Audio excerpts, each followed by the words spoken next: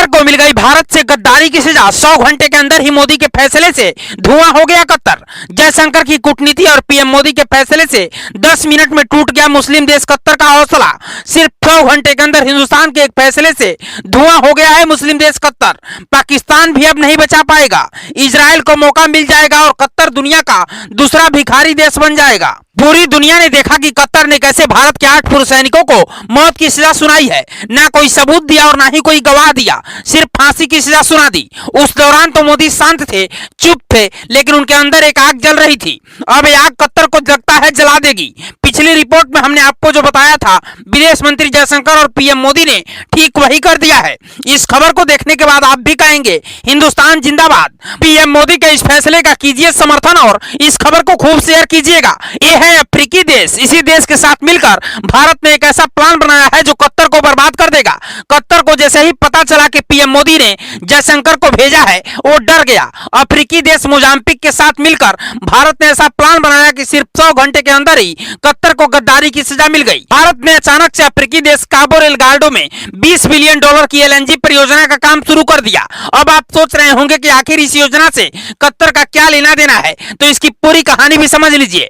पिछली रिपोर्ट में हमने आपको बताया था कि भारत एनजी और पीएनजी करीब 60% सिर्फ कतर देश से ही लेता है। इस वक्त भारत में नेचुरल गैस की डिमांड बहुत तेजी से बढ़ रही है और इसका पूरा फायदा कतर को हो रहा है।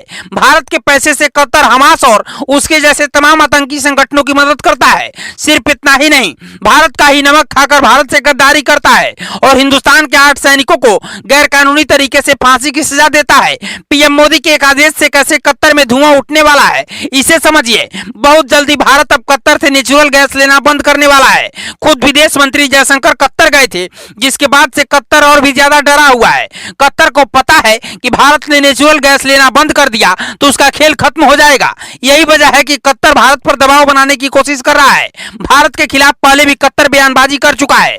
कश्मीर का मुद्दा हो या फिर नुपुर शर्मा का मुद्दा हो, कतर हमेशा भारत के खिलाफ रहा है।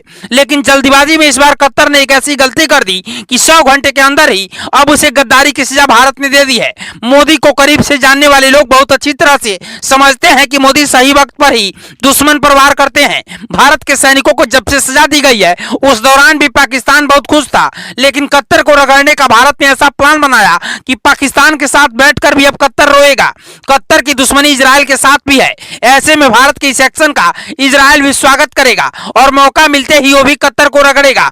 विदेश मंत्री जयशंकर के साथ मिलकर पीएम मोदी ने जो कूटनीतिक मिसाइल कतर के ऊपर दागी है, उससे बच पाना अब नामुमकिन है। एक तरफ भारत अपने 8 सैनिकों को बचाने के लिए लड़ाई लड़ रहा है, वहीं दूसरी तरफ कतर को सबक भी सिखा रहा है। अगर भारत कतर के साथ अपने व्यापारिक रिश्ते बंद करता है तो क्या ये सही होगा, और ऐसे समय में पीएम मोदी को क्या फैसला लेना चाहिए, हमें कमेंट बॉक्स में जरूर बताइएगा और खबर को ज्यादा से ज्यादा शेयर कीजिएगा। ब्यूरो रिपोर्ट, पूर्वांचल समाचार।